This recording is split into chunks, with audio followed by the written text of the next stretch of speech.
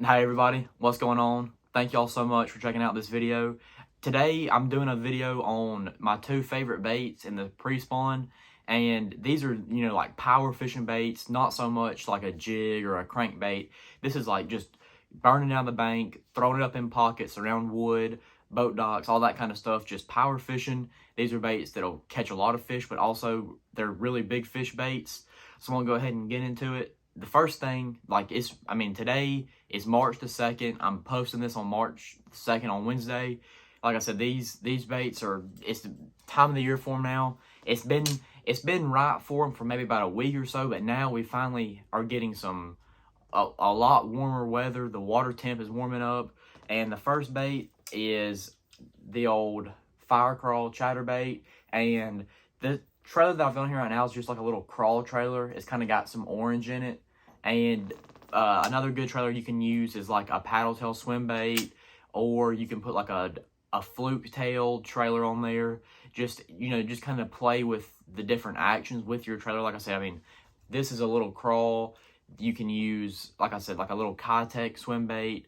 You can use the Yamamoto Seiko that's made for the bait.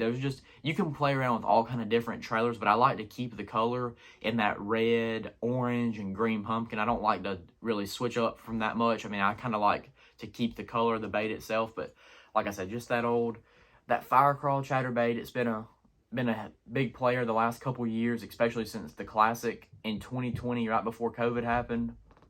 That's what this was a major player in that Classic. And I'm sure you'll probably see it this week in the Classic up at Hartwell. I'm sure you'll have some guys catching some fish on a chatterbait, but maybe even this color and all that kind of stuff. But I'm just throwing this chatterbait on a 7'2" medium heavy rod. Some people like to throw them on those, I guess they throw them on a glass rod that's got a lot of flex in them, and apparently they load up and they do all this fancy stuff.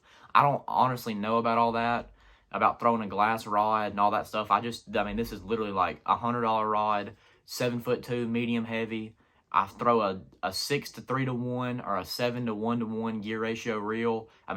Depending on how the fish are biting, I'll slow down or I'll speed up. But normally it's just a medium retrieve, and I'll pop the rod. And every once in a while, you can take the handle and just torque it, like go over 1 or 2 times really quick, and it makes that bait get off its train track path. And sometimes that's when those fish will get it. It's like it's deflecting off a piece of cover. But like I said, 7'2", medium heavy, anywhere from a 6-to-3, 6-to-8, to 7-to-1 gear ratio reel.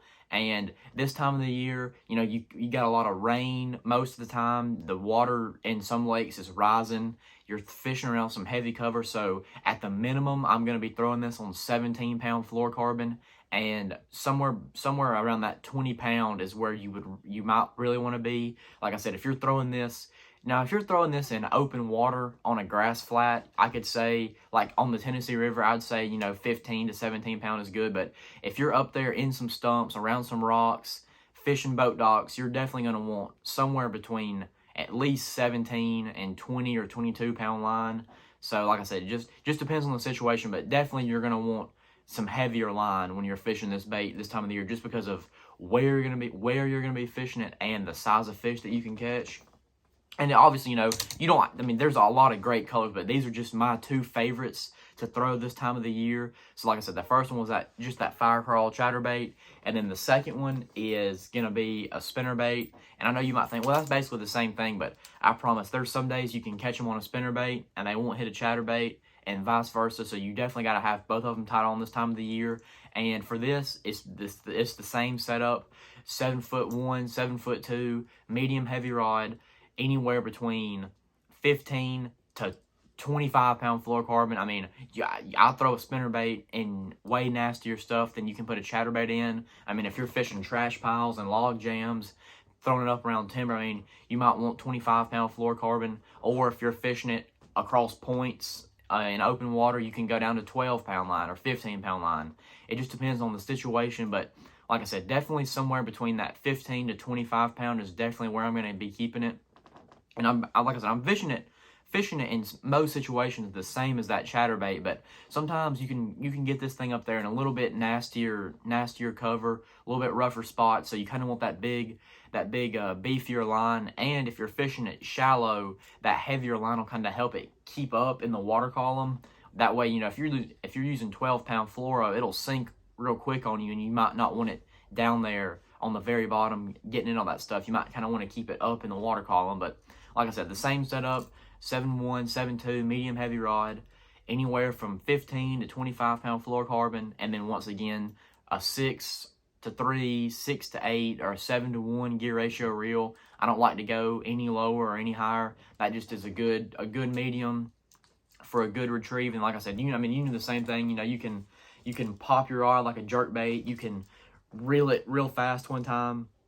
Just kind of mix up your retrieve on these two baits, and you'll definitely catch some fish this time of the year. And like where I live, you know, West Georgia, East Alabama, some of the lakes around here, like you have Lake Wedowee and Lake West Point and stuff like that. The water's getting up there in the high 50s, low 60s once the sun comes out and it's, you know, back in the pocket. So it's getting that time of the year. So you should definitely be able to get on any of the lakes down here in the south, and even, you know, farther north. Maybe, you know, the Ozarks, out west, you know, Texas is, I know it's been real cold, but it's starting to warm up. Maybe this doesn't pertain so much to Florida. Maybe not these colors exactly. I'm sure those fish in Florida are more definitely post-spawn and maybe some shad spawn stuff. So if you're in Florida or, you know, really south, you know, maybe South Georgia, South Alabama somewhere, Texas, Mississippi, somewhere where it's really warm already, you can probably just put on like a white, and, you know, white and silver, and go after those post-spawn fish with the shad spawn. But like I said, for my area of the country, you know, middle Georgia, middle Alabama, you know, Tennessee River, the Carolinas, the Southeast, you know, it's time to start throwing that fire crawl chatterbait and then just slinging out a spinnerbait. And another thing you can do, this is not on this spinnerbait, but you can get, I like to throw like a gold willow leaf blade like this, but then instead of this small willow leaf, I like to have a red or an orange kicker Colorado blade. It just puts some more thump out, and too, it gives you this color. I've never really thrown a spinnerbait that's this color, but I like putting on that gold Colorado blade just to give it that extra thump and that extra little target those fish can key in on. But like I said, it's getting that time of the year, so you should be able to throw these baits and get a bite for sure. And thank y'all for watching this video. If you missed it, on Monday, I posted Austin and Sam's high school tournament at Seminole. So be sure to watch that. I'll put the link in the description. And like I said, this is Wednesday. I'm recording it Wednesday morning, uploading it Wednesday night. And Friday morning of this week, I think it's the 5th. Let me see. I got a calendar back here. Yeah. Okay, so March the 5th is Friday. So March the 4th, this Saturday, or I'm sorry, March the 5th is Saturday. March the 4th is Friday. Me and Austin and Sam are heading to the other extreme of Georgia. They were at Seminole, and now we're going to Lake Chattooga and Hiawassee up in the mountains.